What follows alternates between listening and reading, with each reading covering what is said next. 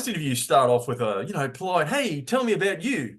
But I'm thinking this should be a little bit different, mate. Why should we care what you write best? What makes you so special?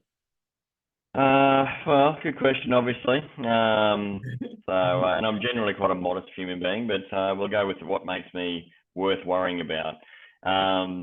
So I am in the top 1% of authors in Australia, Australian authors. I'm contracted to, my publishing company is Big Sky Publishing. So they picked up my current series, which is a Damien Hunter series. But I've spent my entire life gathering experiences and understandings so I can put it into my writing and give all of my characters depth and a human sort of side to them, which I sort of pride myself on. I enjoy good, deep characters but also who are human. So I spent my entire life gathering experiences, and so I could do that. So I write in in America it would be the military thriller genre. But in Australia, it's basically the action thriller genre. Yep. Sorry, if I could butt in, let's talk about those experiences, because you are being quite modest. Let's be candid.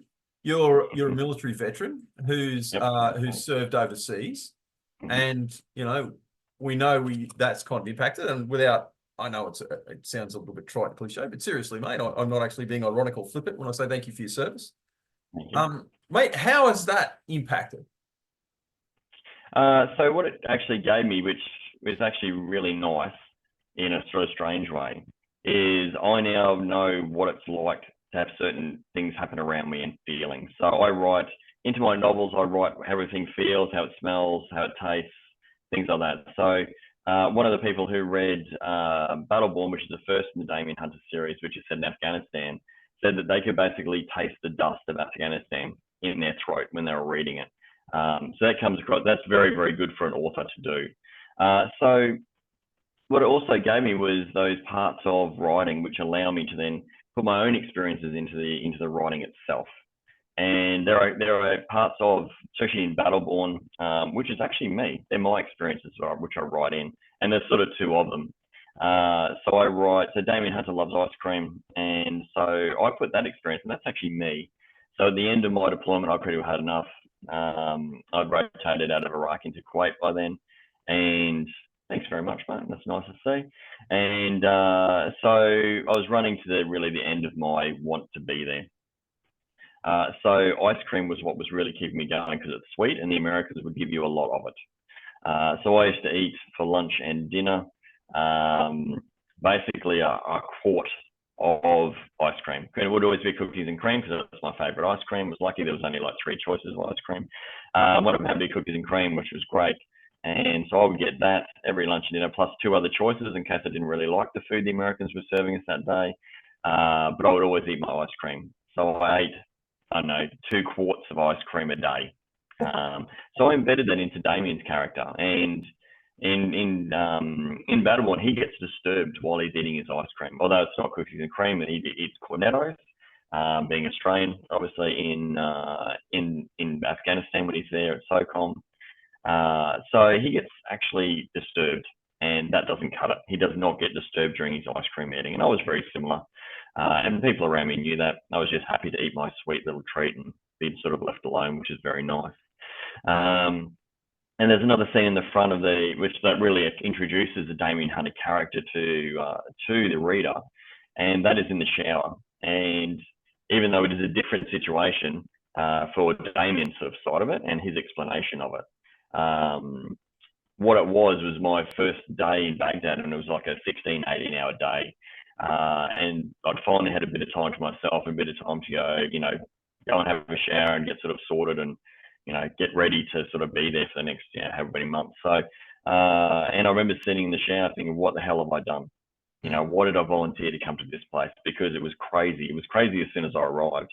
And it's just a crazy train, because there's nothing to base it on. I had nothing to base that on. It's my first deployment and my only deployment. And so I learned obviously very quickly. And within a week, you have adapted to your environment. Actually, even quicker. Within a couple of days, you've adapted to your environment. And so you're just getting on with it. So what I did was I took those 2 experiences and I embedded those into Damien's character. because they carry through. Like, he eats ice cream in every single book. You know, but he regularly showers. It's actually a character, part of Damien's psyche, that he showers very, very regularly. And I've just built that as part of his background sort of story. I don't really give an explanation for that, but it's very important to him to go and have a shower, more than a normal person has a shower. And that's just that developing, because when I built the Damien Hunter character, I built someone who is a broken individual. He is not functioning very well. So I used those experiences, and mates of mine who have been through those same experiences and things like that. So I used all of those things and what I saw and watched during my deployment to then embed into my characters as well, not just Damien Hunter, but many others as well. So, and now I know what it's like to be in a massive dust storm, and I know what it's like to have rockets land, and, you know, he's shooting 24 hours a day, and, you know, eat not very nice American food, but you eat it. You know, all those sort of experiences and feelings. I know what it's like to be, you know, tired continuously with no days off, and, you know, those sort of things, to wear armor all the time and carry a weapon and those things. So they're all embedded within my writing. So I took those experiences and gathered them all together over, you know, what was a good experience for me. The highs and lows, obviously, as all experiences are. But I look back, and the triggers for a lot of things, even though I've been writing since I was 10, in my current genre, you can see within my deployment. So that's where I sort of grabbed all those from. Wow. And what, you know, and you can, again, I totally concur with the person that made that observation. Like, you can even feel the blast on your face when you're kind of like, you know, reading all that kind of stuff. You've experienced those kind of things, and you've actually been there and done that. So you know, that really, I know there's another way that you know, being in the military has kind of like affected that. We'll get to that a little bit later on, and we will get through all of your publication list, which is considerable and pretty awesome. But like, feeling a blast on your face, tell me what that's like. So there's a scene in the Damien in Battleborn where the Dutch who Damien is supporting actually trigger an IED, which is an improvised explosive device. And that basically really starts the novel off in, you know, the real action sort of series of it, and sequences of it, sorry, you know, where they then start to, you know, interact with the Afghani warlords and move on. So, but what I was also, apart from that part, there's no bad guys in any of my writing. The Afghanis are not a bad guy. The company that Damien works with are not a bad guy. The Dutch are not bad guys. Everyone is doing their job.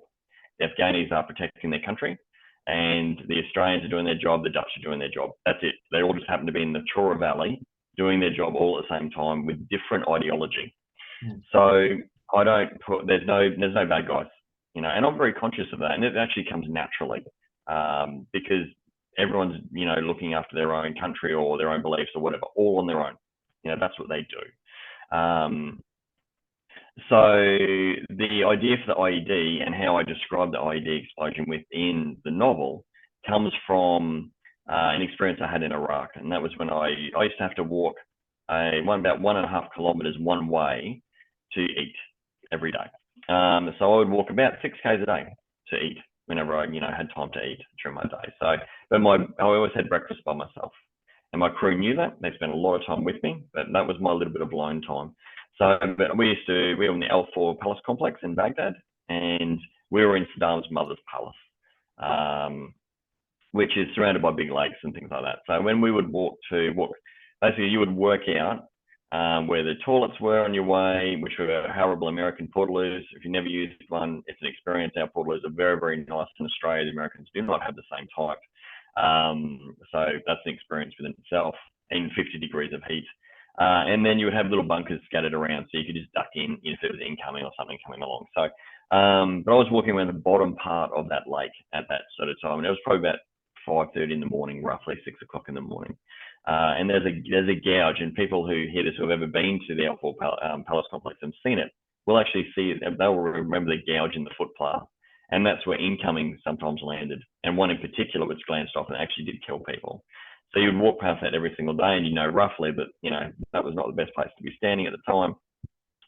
And at that same time, a truck bomb went off in a market, which was probably 1 kilometre away from where I was. But the truck bomb was so large that I saw the shockwave coming across the lake towards me, and then it hit me, and then it moved on the way through. And that's how large this weapon was. Quite amazing. And I'd never experienced something like that. I'd heard the, you know, the IEDs and stuff going off, and you know, that sort of stuff already, but not of such magnitude. It was absolutely huge. So I used that experience, but also another experience. So I also did, when we cycled out of Iraq and I was in Kuwait at Ali Al Salim Air Base, which is just near the border between Kuwait and Iraq. I did demolitions with the Americans, and they're quite loose.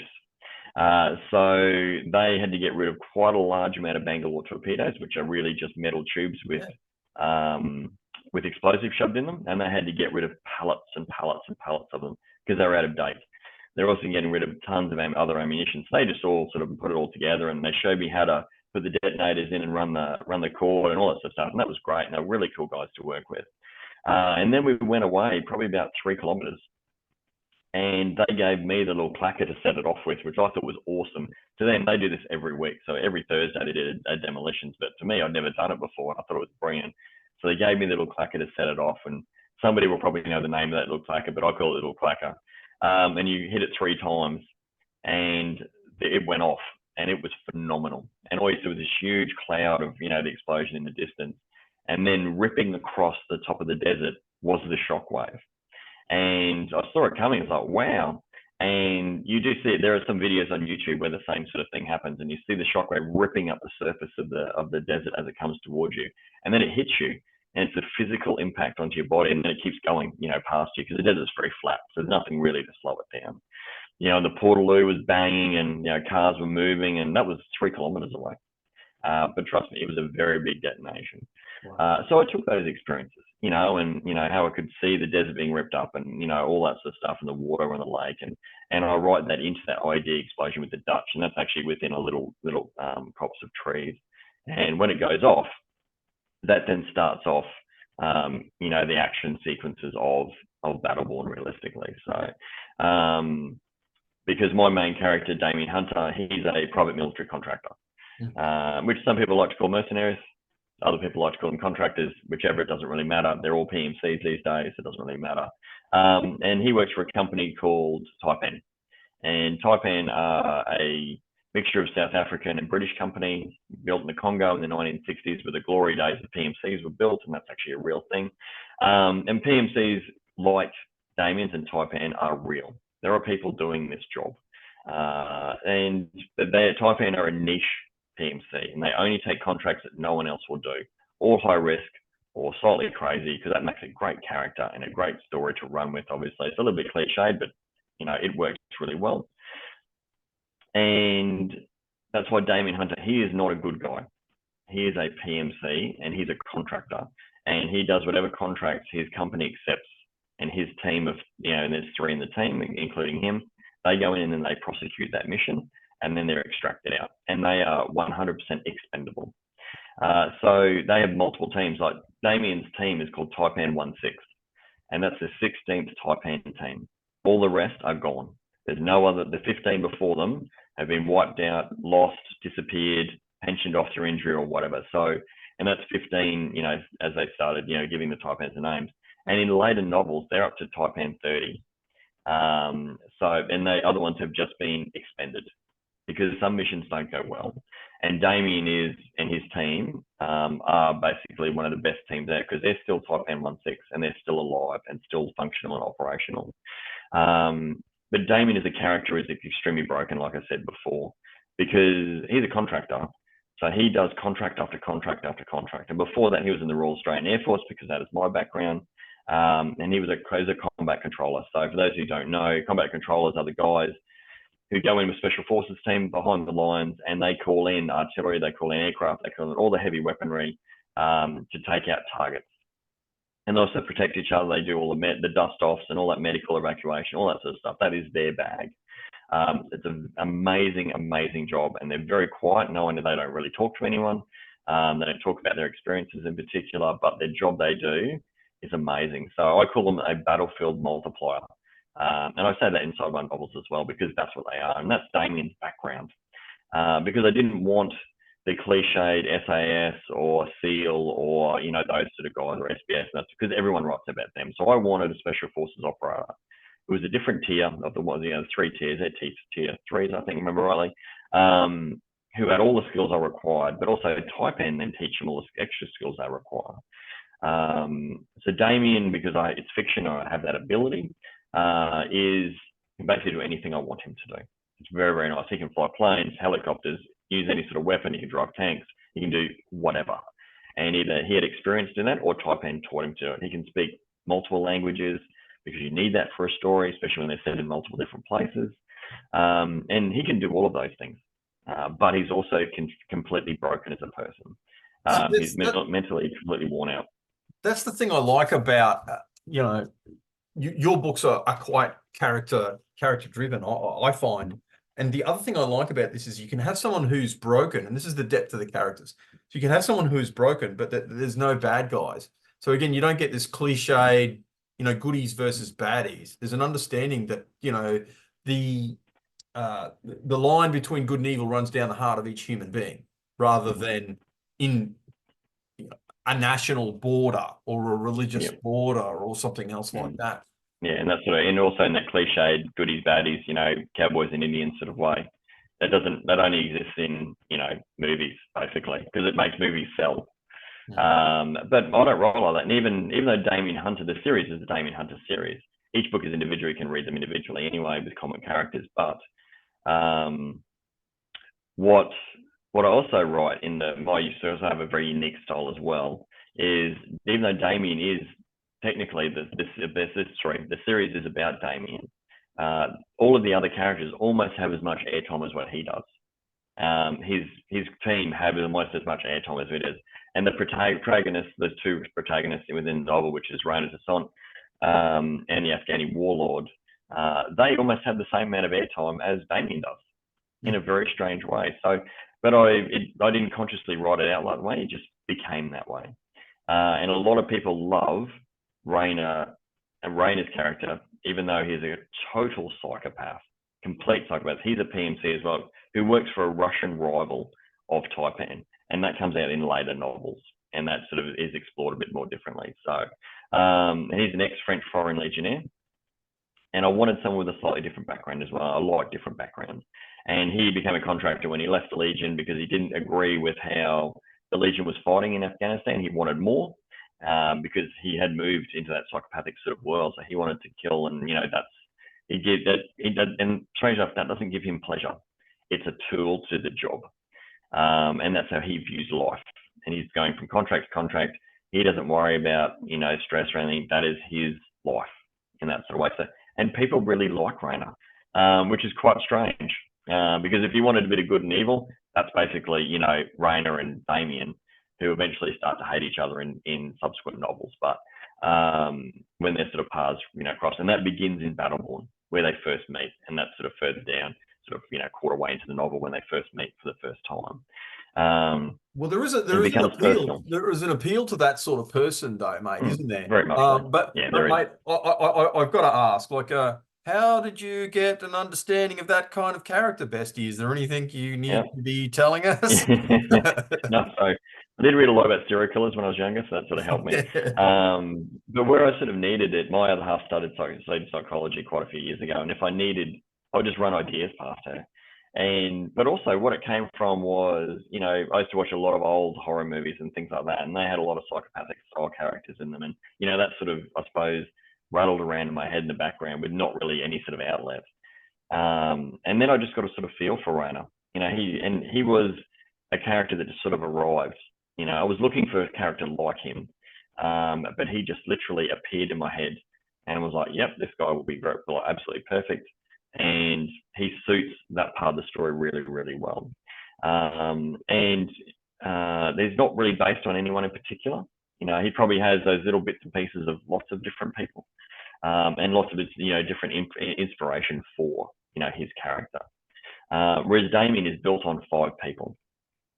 So Damien is built on, well, in part me, but also 4 other people, which I count as my advisors.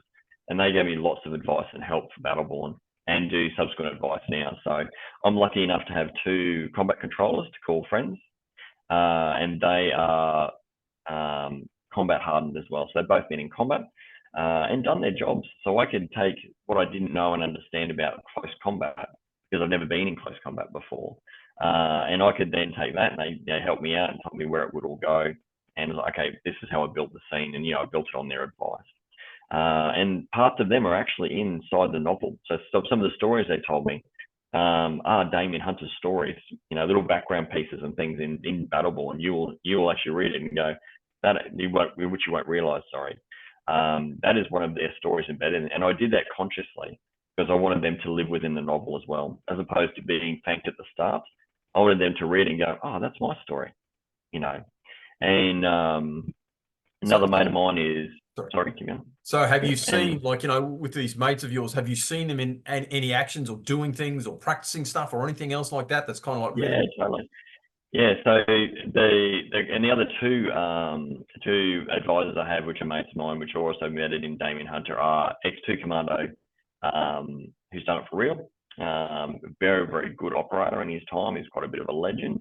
And another mate of mine who's a medic, ex-clearance diver, and martial arts, amazing.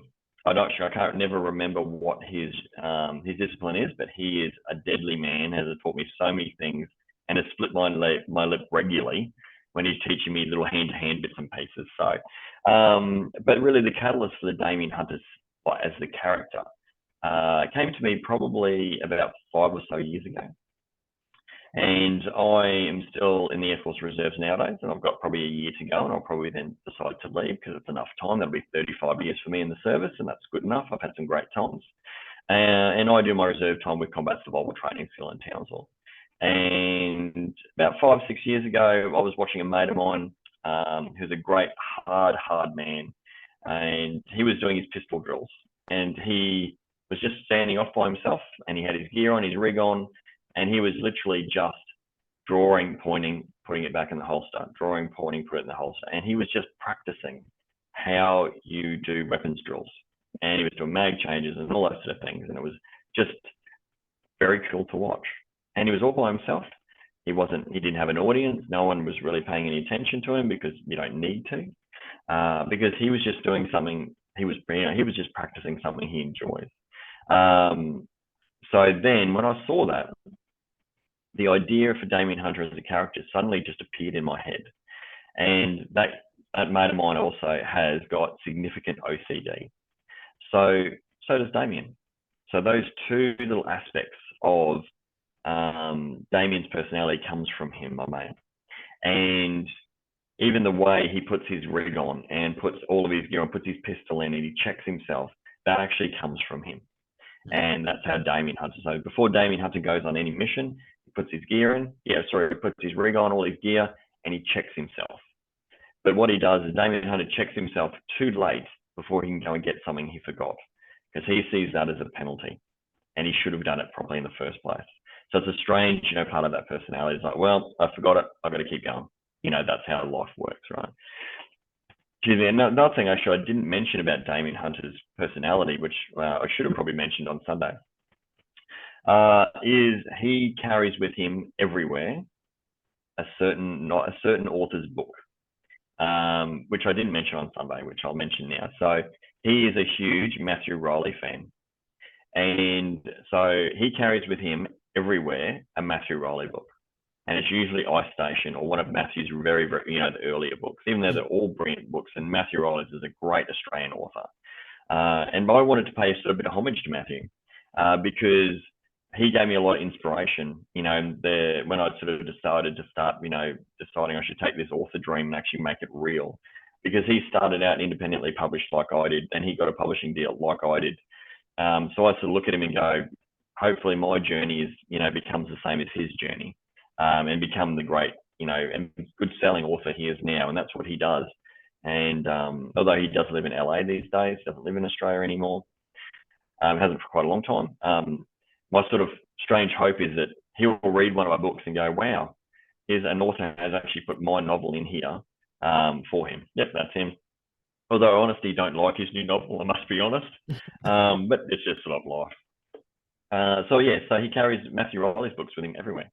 And he reads them. and they're always in his pack, and he has one everywhere. So in Ghost in the Fog, for those who haven't read it, I actually haven't read it yet. I've designed one of Matthew Riley's books to have a little surprise in it, which he carries also with him everywhere. And those who know him, like his handle and stuff, that they know that with that Matthew Riley book is something else. So if he needs to get himself out of a little scrape or something, there's a little thing in there for him. And I sort of hope that Matthew would like that. You know, if he ever got to read it, it's a strange little fan thing, I suppose, you know, that I'll put in for him. And there's also those little, like, I suppose what nowadays they call little Easter eggs. And the Easter eggs are all littered all through, you know, things I like are written in, you know, like I've got quotes from Return of the Living Dead Part 2, which is a great, you know, sort of strange zombie comedy movie from the 80s, early 80s, and things like that. And one of those, Trash becomes a zombie. Most people don't know what that means, but Trash was one of the characters from the movie. And when she became a zombie, it was like, oh, wow, she has become a zombie. So that's when everything's gone bad. And that's when the team goes, yep, Trash has become a zombie now. It's all going to go bad from now on. You know, things like that. So, and you've got girls too, like, you know, there's, and you know, let's hear it for the girls. You've got girl characters as well. Most definitely, not so much in Battleborn, but from Ghost in the Fog onwards, very much like, because strange enough, I was never going to give Damien Hunter like a love interest or anything, but I had feedback from readers of Battleborn to say, why is there no female love interest for him? Why is there no real female characters? Because in Battleborn, there were never really female characters built in. There is one, but she dies, unfortunately. She's the Dutch medic. So I was conscious of that when I started to put Ghosts together. I thought, well, I could probably do that. So Damien's love interest is a French archaeologist, because what I needed was someone who could travel around the world and, you know, and then interact with him. And he is part of, which her name's Grace, because I love two female names, which are Grace and Emma. They appear in my writing often. They're my two favorite names for females. She's basically part of his recovery. So the Damien Hunter series is 10 books long, and it starts with him as a broken man and ends with him as good as he's going to get. And that's in a novel called Resurrection, which is the final novel. So all my novels, I have every single name, and I know basically what every novel will do, maintaining the story arc the whole way through. So, but Grace forms a very important part of Damien's recovery and his mental health recovery, because I explore that through all of my novels, you know. And sometimes he can't cope. He'll be in the middle of action, and he has a moment where he cannot cope, and his team has to keep him going. His team are what is actually keeping him going through all the combat. He doesn't really acknowledge it. He sort of knows it, but he's not at that acknowledgement point, because he believes he doesn't have a problem. But in later novels, he starts to acknowledge that and is on that, you know, the journey of recovery. But what I also create is I write strong male characters and very strong female characters also, because I don't have a gender bias. I don't see gender in general as a person. It's just not something I've seen, and I've always been like that. So male, female, it doesn't faze me. Whatever you are, if it's for a job, do your job. If it's for a character, do the job of their character. That's, you know, how I sort of think in general.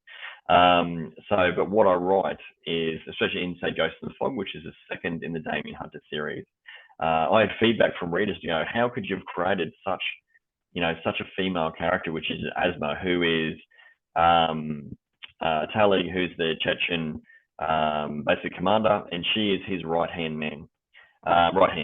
And in that sort of society, that is not how it normally works, because they have a patriarchal society in general, whereas female is generally second. But she is a ruthless killer and fighter. So she has worked her way up, and she is now next to the commander, and they moved together everywhere. So, and it was like, how could you have created such a ruthless female character? And I was like, well, read history.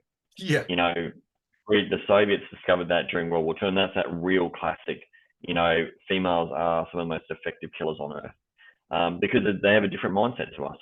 You know, male and female mindset is different, regardless whether I see different genders or not, but the mindset is different. And she has female, and she has her own little team, and there's females, and they're all female, and they're all ruthless. So I wanted to create those style of characters to, one, bring a bit of balance, but also have a go at it and have a look at it. And I got it quite right, which is very good. And I captured well her journey up and having to fight her way to her position. and having to do all of the hard yards plus 100 more hard yards that men didn't have to do, in that same society. So yeah, so I sort of brought that up as well. So see, that's the thing. I mean, the way I mean, I love your stuff. The way I wanted to structure this interview is kind of like is to get two things going. So like for people who are watching this because they're veterans or they've got military service and stuff like that, they're getting their hit. But I know there's also going to be some authors watching this as well. So we've gone into that character building. We've gone into like how your life and what you've seen and what you've experienced is feeding into these amazing, interesting characters. But I want to talk now about the actual discipline of writing. So, mate, tell us, how long does it take you to write a book? So 26 writing days, obviously, to write a book. Very, very disciplined. And structure is everything. It's basically, that's how I write. So there are two types of writers in basically wandering around in very loose categories. And they are pantsers and plotters. So I am very much a plotter in how I write. So I write a novel in 26 days, of which 26 writing days, of which I give myself 60 days to actually write the novel. Because I have a normal job. Authors in Australia don't earn a particularly large amount of money. There are some that do, like say, for example, Tony Park, Chris Hammer, who are great individuals. If you ever get to see them at a festival or anything, go and see them. They're great lads. And very easy to talk to and very happy to talk to you about, everything that goes on. So the only way to write like that is structure. And I'm a very structured person. And so I write at about 1,500 words an hour.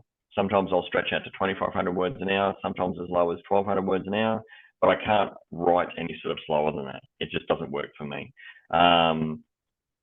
To help me keep pace and work as well, I listen to music the entire time. So I just put my AirPods in, listen to music the entire time, and I listen to heavy metal. I find heavy metal is stunningly relaxing. And I've been a metalhead since I was very, very young. Most people obviously don't think that, but I do. There you go, there's Tony Parks there, which I think might be, I don't know which one that is, maybe Vendetta, and which is his latest one, and obviously Chris Hammer there as well. So Chris is brilliant. He's very easy to talk to. He's an ex-journo. He writes crime thrillers, and complex ones and really good ones. So there's a bit of play for other authors, obviously. Yeah, I don't, I don't mind. And credit where credit's due, mate. That is genuinely incredible. Like getting, knocking something out, knocking the plan out that quickly. That is genuinely amazing because clearly you've got that discipline, and that's part of your character. Just your character, your predisposition of who you are. That's obviously been shaped by your military service as well.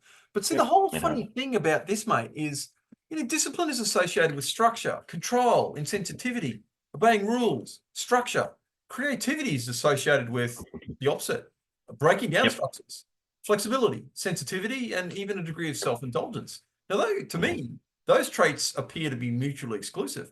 Now, how do you balance your creativity and your discipline? Yeah, so I use, obviously, the structure to write to, and my creativity is when I'm writing. So I have, I spend basically a month scene planning and researching for any novel. Because I come up with the title first, and then I come up with the last sentence, and then I write from start to finish, and that's how I sort of form a novel. I can create an entire story and create an entire scene plan, but if I don't have a title, I can't start. It's a strange little quirk in my mind, but I need to start with the title, and I can have other bits missing, but the title must be there because my titles tell you something about the novel itself. So creativity-wise, I can turn my creativity on and off as required. And I've been able to do that since I was very young. And I don't really know how I do it. I can't really explain how I do it, but I can basically pause and restart at will. So the structure of it is just, the scene planning, the research and things like that. And the fact that I will start writing at 7 o'clock at night and finish at 9 o'clock at night. I only write for 2 hours a day. I then give myself 60 days to write, basically 26 hours, 26 days worth, which by the way is 66 hours of writing. I keep a lot of stats on myself. But I can turn on and off as required. So to me, they're actually slightly separate. So the structure, everything is foundational, and the movie, because there's literally a movie running in my head, and then I write it down, and that's how it goes. So I use the structure for guidance, and then the movie plays, and I just write it all down, and then I press pause on the movie, and I can come back. I don't like to go more than about 2 weeks without writing, because it's just a little bit harder to get started. But after about half an hour, I'm off and I'm running again. So I don't like to go more than 2 weeks. That's genuinely amazing. I mean, to me, it's like, you got this regimental sergeant major. Okay, creativity, step foot, wait for it. Creativity, step forward, left turn, pen in the hand. Like, it's just. Yeah. I know, and I can't explain how it works, because I just can't explain how it works. But I'm very, very lucky that it does.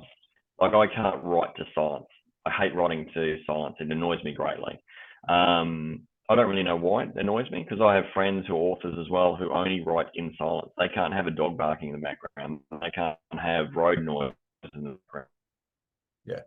Yeah, and because it interrupts their concentration. They look at me as an author and they go, "How the hell can you do this, mate?" And I got to be honest, honest, I have such a unique style. I mean, everything's unique. That is really amazing. But like, is there a difference between being a writer and being an author? Is this something we can call there as well? I don't know. I always call myself an author, not a writer. And that's just a personal thing. I don't think I have a real hard and fast reason for it. I see authors as people who write novels and books. I see writers as journos and, people who write generally for life, and tech writers and things like that. So I see that as a writer. People who do blogs and things like this.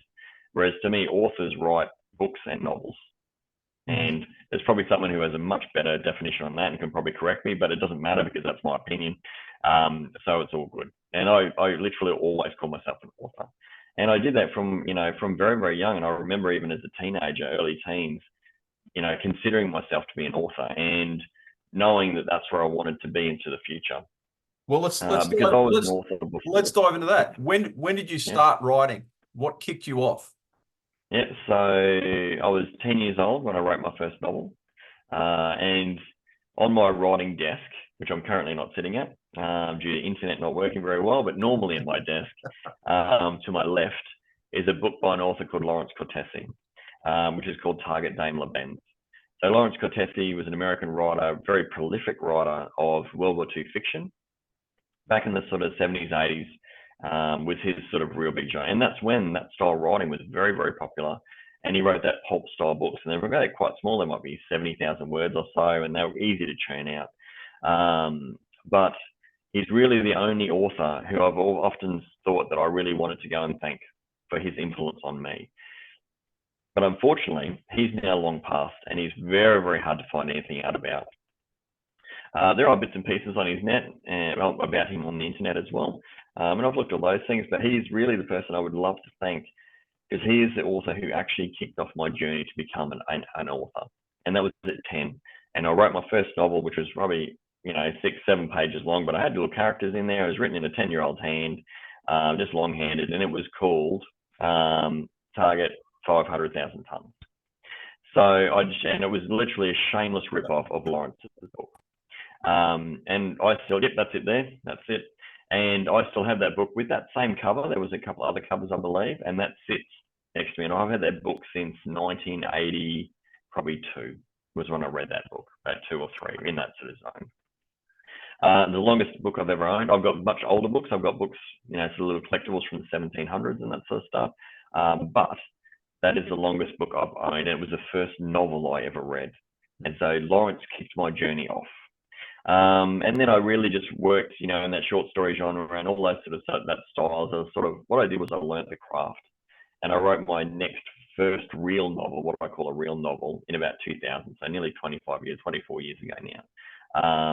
And I was learning the craft. So I've written in 12, 13 novels, actually nearly 15 novels, sorry, off the top of my head, in my time, in the last 25 years. That really is. And a lot of those will never come to life, because they are me learning the craft. They're not quite good enough, but I don't accept that. My first novel, which was called Champagne Lady, which was quite weirdly structured as well. It starts with a World War II story and then kicks into modern life. in very similar to Clive Cussell style work. Not many people write like that. And I wrote a couple of those, and they were great.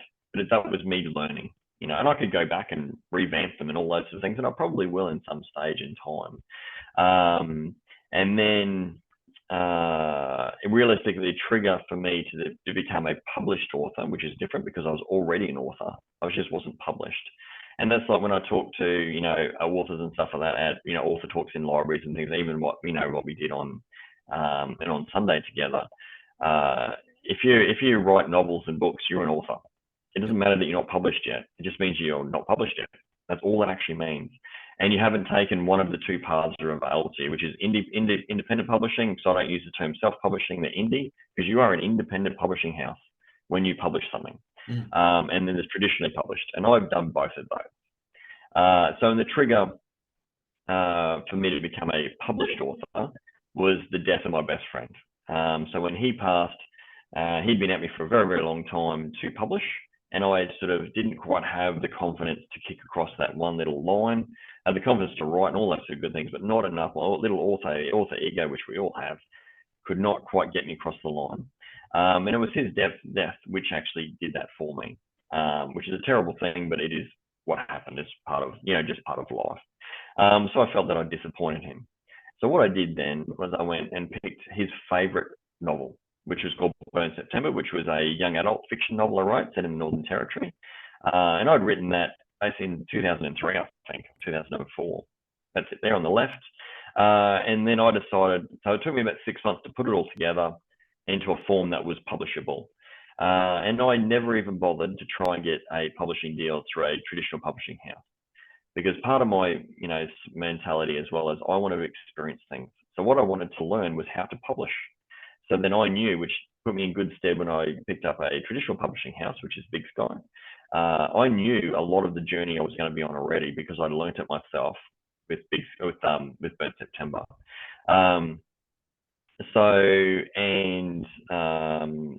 Every single novel is dedicated to Boris, so which is my best mate's name, and I'm more than happy to use it because if you don't use people's names, then they sort of disappear into the never. So Boris's memory will be enshrined forever now, you know, in the time that, you know, we've got, because at the end of every novel is Siest with 2 dots after it. Even though Burn September is dedicated to Boris because that was his favorite and then the first one I published, every novel post that, whether they're my indie stuff or my traditional publishing stuff, has got Siest written in it, and it's not French, nor is it spelt wrong. It is actually a company that Boris and I put together in high school together when we were in earth science. You know, made a mining company where we probably should have been, you know, concentrating more instead of trying to stab each other with the knives they gave us, you know, and things like that, not paying an awful lot of attention to what we were trying to learn. Even though I quite enjoyed earth science, it was a bit dull playing with rocks occasionally. Although I know people make full careers out of it. It wasn't a career for us. So we came up with a mining company when we went to see a coal mine once as like an excursion. And so Siest is Cichos best, because he was Spanish and there was no way my name was going to go in front of his. So we sort of cleaved off the bits we thought sounded good, and Siest is the company we formed. So that's how he lives on in every single book, because he finishes it with me. And the 2 full stops at the end of Siest are a throw to my time as a communicator in the Air Force. And only old communicators would even know this, is the 2 dots mean out. So when you do shorthand things or when you're doing data, if you didn't want to write out or AR or whatever, you just put 2 dots, and that was it. And that was the end of the communication. So that is me ending the novel, is with Siest and 2 dots, and that is the end. So when I took up sort of independent publishing initially, I did Burn September. I published 3 novels in the first year. So in 2020, I published Burn September, Zark Creek, and Raven's Eye, all within 1 year. Because I'd already written them. And so I grabbed them and made them pretty and made them into a publishable form and then put them out. So Zark Creek and Burn September are young adult fiction. There they are there nicely. Thanks, mate. And Burn September is set in Northern Territory. Zark Creek is set actually just south of Cairns, a little bit for a couple of hours south of Cairns, and is actually a real place. Looks nothing like that in the actual novel, because that's set in 1920s and post World War And I came up with the name Zar Creek, driving past it once when I used to be living in Townsville. And I went, what a great name for a novel. And it rattled around in my head for probably 15 years before I actually had a vehicle for it and came up with the idea and actually wrote Zar Creek. And Raven's Eye, I'd written a couple of years earlier, and that is actually military sci-fi. And that's where I first experimented with my Damien Hunter style, series style, which is unique in itself. So I don't write a lot of chapters. I only write, in the Damien Hunter series, there are only 8 chapters, and will only ever be 8 chapters in the Damien Hunter series per novel. And I use headings to change character perspective throughout the novels. And the feedback I get from one, I actually like that way of writing because it's a fine line, but just you've got different, characters viewing that same timeline. And the feedback is that it speeds the action up phenomenally, and people feel the character because they're flipping around a bit, and they can actually feel how the character is feeling at the time, which is great. Which means I've done my job very, very well as an author. So when I came up with the Damien Hunter series, I wanted to go through traditional publishing for Damien Hunter because that's what came into my head and that's what I wanted to do. So what I did then was approach Alan and Unwin, Pan, and Big Sky. May as well go for the top guys. I didn't bother about Hachette as well. And Alan Unwin loved Battleborn, but didn't think it would probably sell it well because currently, or when they looked at it, that genre was full. Is overly saturated with authors, and the American market is completely saturated with military thriller writers. The Australians not so much, but you've got to compete around the world. And I was competing, and I still do this day, against indie authors who are brilliant. There's one guy called Ross Sitter. He is an absolutely great American military thriller writer, and I'm competing against him for what he writes, and he sells far more books than I do because his price is lower than mine, which is one of those marketing things, but he is a great author and I read a lot of his stuff. So then I sort of reached out and Pan weren't interested. They said, great pitch, but we're not really interested. And then Big Sky, like, oh yeah, we're sort of interested because Big Sky are a smaller publishing company. And so it took me 8 months of negotiating with Big Sky before they gave me a contract. And they gave me a contract at Christmas. And I was more interested in my contract. My publicist, Danny, he was more interested in spending time with his family and just wanted it done, but I wasn't happy with it. So we had to do backwards and forwards, and he had to give up time with his family, which I didn't quite understand very well at the time because I wanted my contract. But he was good enough to give me up that time. And I in the third in the Damien Hunter series, which comes out hopefully at the end of this year, I actually credit some of I actually acknowledge Danny in that novel at the start. Because without Danny, the Damien Hunter series probably would never have come to light in the way it has. And I thank my editor, who's great, does a great job for me, keeping me on track. And people like that. Danny gave me my break into traditional publishing because I got a 3-book deal. 3-book deals are not overly common, but I managed to get one through Danny. So I'm forever appreciative of his belief within me. And that's why I grow the brand, the Damien Hunter brand. So, I can try as much as possible to repay that belief that he had in me as an author, but also the ideal, because it is a commercial decision for him, and well, in publishers in general, it's the commercial viability of anything they publish, because they need to make money. If they have shareholders, they have to make money for their shareholders. So it doesn't matter to be the best author on earth. If you're not commercially viable, they're not going to publish it. Yeah. So that's why a lot of people go down the indie route. And I sell indie to everybody. Everyone should have an e-reader and everyone should read independent published authors, because the only difference between me and indie, even though I've done both of them because I'm technically now a hybrid author, is that I have a contract with a publishing house. That's all it is. In the indie authors just haven't bothered or haven't worried about it or don't want to or haven't been able to secure that sort of contract. Let's say Ross Sitter, no interest at all in approaching a traditional publishing house, none, because he doesn't need to, because he's already got a massive following and he sells a good amount of books a year, those sort of things. So he has no need for the trappings of a traditional publishing house. So you can go either path. So what I'm hearing from that is, because there is this idea floating around that, you're not really successful until you've been traditionally published. But what I'm hearing is you don't really agree with that thesis. No, totally not. And I don't agree, because I've walked both lines.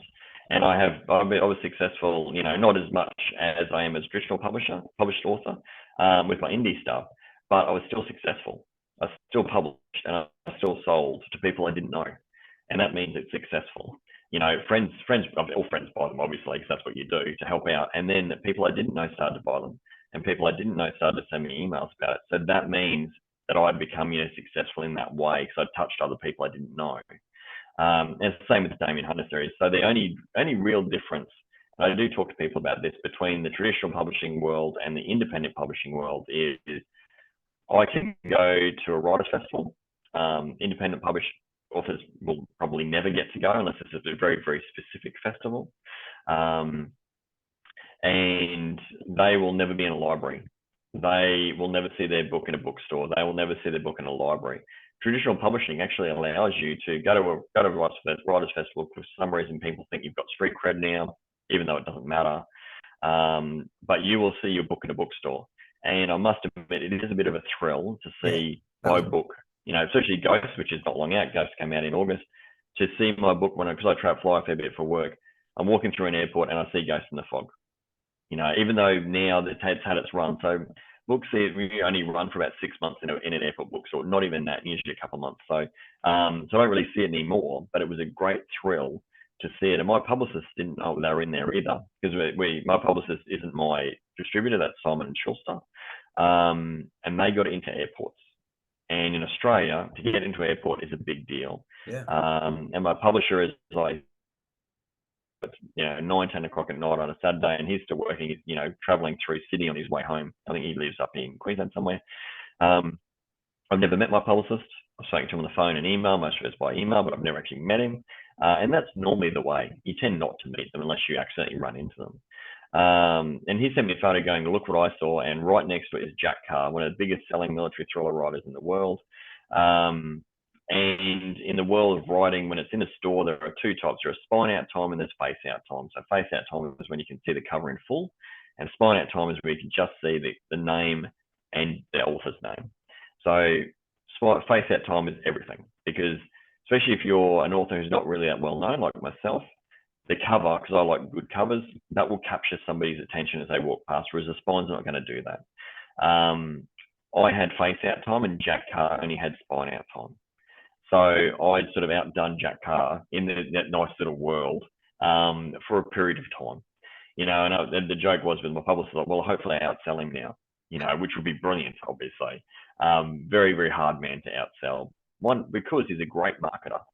So Jack Carr, apart from the fact his books, and I'm not a big fan of his books, I've read them, but the style is a little bit clunky for me. It's only because of just the way my brain forms those images. He is a great marketer. And he's very good at what he does. So he's grown his brand, and author brand is very, very important, you know, to get right. That must have been that must have been a good feeling. You got to tell us. It was very nice. You got to tell us. So, like, you know, the first time, like, what was better, that or the first time you held that first book in your hot little hands, like emotionally? Well, my first book I never actually got to hold in my hot little hand because it was independently published. So I didn't get copies of it till later. And then it was really cool when the box arrived, and that was really cool. And I realized then I can't make those unboxing videos, so I don't do them anymore because I'm really bad at it. So I don't do those now. So what was interesting is when I got picked up by Big Sky and had Battleborn came out for the first time, because I'd invested a lot of time in Battleborn, and it was quite, even though I loved my independent stuff, and that was very satisfying as well. To have sort of snagged a traditional publishing deal and have Battleborn came out was really cool. And then it was released, and I didn't have any copies at all, because my copies were in a box somewhere lost in transit, because it was the lead up to Christmas. And Big Sky like, yeah, we sent them. I was like, well, they haven't arrived. So my book had been out for about 3 weeks, and people were buying it, and they were going, oh, look what I've got, send me photos. Like, I don't have copies of my own book. And in Cairns, there were no copies in Cairns at the time. So I couldn't get a copy in Cairns. I couldn't walk down to a store and buy it in Cairns because it hadn't made its way up here in distribution. And it's like, okay. And then suddenly the box arrived, you know, sort of strangely late in the career. It's like, oh, we found this, and it's for you. Because I just happened to be home that day, working from home. And I was like, wow, that's pretty cool. And then I opened it, and that was actually quite nice. But because now I have 5 novels in print, you know, not that they lose that each time they come out, because it's still a thrill and still a great thing. It's like buying a house. Your first house you sit there and gush over, and the next house you buy is like, yeah, it's sort of cool now. You know, so even though they're brilliant, it's not as good as that capture of your sort of, I suppose, Burnt September and sort of when Butterball came out, had their own sort of thrills built into them. And part of the thrill is readers giving back to you and saying that they liked it, because I've only had a couple that have said that they don't like them, you know, which is quite good. Maybe just people haven't told me. But I didn't mind, and one of them was a friend of mine. He goes, I couldn't stand it. He goes, I don't like it. I said, that's okay. And another mate of mine said, it's too complex in parts. It's like, yep, that's cool too. Because it's all parts that I learn, and I can then use them later on in, you know, subsequent, you know, novels and stuff. So, but I've written 5 of the Damien Hunter novels, and only runs for 10. I finished the 5th one at the end of last year, but I'm only contracted for the first 3. So we'll see how it goes, and that is all sale dependent. I know exactly right. So we can only sort of hope, and we go for that, obviously. So, and yeah, so that's sort of dependent on that. And so, but if I don't pick it up, that's fine. I'll just move on to another 100% on traditional publishing, because luckily enough, I've done independent. So I'm comfortable within independent publishing also. And as I was chatting to, you know, actually, which was Ross Sitter, the American military thriller writer, he goes, why don't you just do both at the same time? You know, because he knows how I write as well. So I could actually write novels for traditional publishing and novels for independent publishing in a year. Because generally I write about 2 novels a year, but I could write realistically about 4. It's very, very tiring. And I am very aware of, you know, home and work-life balance and things like that. So, which is why I only write Monday to Thursday and Saturday and Sunday when I'm on a writing campaign. I never write on a Friday. On Friday night, that's time for my other half and I to hang out. But I write from 7 till 9 because it gives family stability. Yeah, and which is what I'm going to do after this. Last question for aspiring writers, what would you tell them? And also people thinking of joining the services, what would you tell them? Because you've got both of those things going together. I'll do authors last. So joining the service is literally like joining a family. And you will have some of the most unique, and I mean properly unique experiences in your entire life. There are experiences that you cannot get in normal civilian life. It's like being a police officer, you know, being any sort of service, a paramedic and those things. And it's not an easy life, as we know. So, but what it gives you is a different perspective on life and all these different experiences, and you'll never get those outside of it. So that changes you as a person, and I think in a very good way. You know, it gives you, you know, skills and all that sort of stuff. But what it gives you is a good, you know, good grounding in life. You know, and then if you decide to leave and move on, you will always walk the same way that the military taught you. You'll talk quite similarly the entire time, and that's no different to anyone who wears a uniform. And it doesn't have to be military; it can be any uniform you wear. You know, and it's a good thing that it's embedded in you for life, because it is there. You know, because they're not bad things. And so that's what I say. If you want to join the service, want to give it a go and do it, and not just military, but any of the services, because it will shape you as a human being. You know, and it might give you, if you're lacking direction, it might give you direction. You know, that sets you up for the rest of your life. You know, things like that. You'll be taught many skills that you can really use in normal everyday life, and then post service as well. And you will make friends that are lifelong friends. And because they've supported you, look after each other, you know, those same things. So you will have friends, and we all have school, you know, child friends, and they're great. But your service friends are tight. They're very, very tight, and you don't have to talk to them every day. You don't have to service that relationship. You can talk to them 10 years past or whatever, and it'll be like the last day you had a beer together. It makes no difference, right? So that's my sort of take on service life, because I'm very thankful for my time in the Air Force, and will always be thankful. Because it did shape me as a person, you know, and I believe for the better, and it has helped me become who I am today. But for authors, realistically, there are a couple of things. It's write and write and write and write and write and practice. The first thing you write is not going to be that good at all, because you don't know what you're doing. So just write a novel, and then write another novel, and then write another novel, and then write another one. And practice and practice and practice. And then you'll see your style and everything appearing and getting better and better. You can go back and fix those first ones up if you want to. But believe in yourself.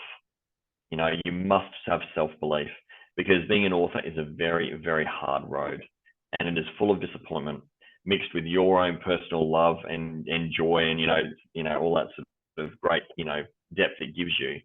There are people who will tell you you're not good enough, and they're commercial people. They are people around you, all that sort of stuff. But just ignore them. Who cares about them? I mean, realistically, anyway. And believe in yourself and your gifts, and the fact that you want to write, and build and grow, and allow yourself to grow. Because the first thing you write, keep it in mind, it's not going to be any good. It just isn't, because you literally have nothing to base it on. And life is about basing on experience and learning as you go. And you can do some courses if you want. I'm not a big fan of courses. I'm very protective of my sort of style, and that's just a personal thing. I did a couple of courses when I was younger, but they actually did help me. But read and read and read and read and read. So write and read. That's how you learn. And read your genre that you want to write, and you pick your genre. Because everyone author sits there and goes, I like writing these things, and I've got a couple I like writing, and so I'm sort of lucky in that way. So I can write across genre, but pick and write what you like to read, and what the audience might want to read. So if you want to write really out there sci-fi that is super slow and that's your passion, then write that. And if you sell one book, you sell one book. It doesn't matter how many you sell. So don't worry about the selling, worry about the writing, and the fact that you can become an author independently or through a traditional publishing house. And when I do author talks, I actually talk about this as well. And this is how I actually end my author talks. So it's actually probably okay. Is authors are actually never alone, ever. You are never actually alone. So most people think authors have a very lonely existence. We actually don't. That's just the writing part of it. But you have a family around you and friends around you, and if you have a publisher or you have whoever, and your network supports you all day long and all night long. So even though it appears like a lonely pursuit, it actually isn't. You have people with you all the time. And as your network as an author starts to get bigger, more and more of them, they support you all the time. But really, family is massive. And it doesn't matter whether it's, whether you're married with kids or whether it's your parents or whatever, it doesn't matter. Or whether your family is your service or your friends or whatever, they will always believe in you, and they might not give you the best feedback, because they'll probably want to support you, even if it's not going well. But remember, you're not alone. That is my take for authors, and especially aspiring authors. That is a perfect place to wrap it up.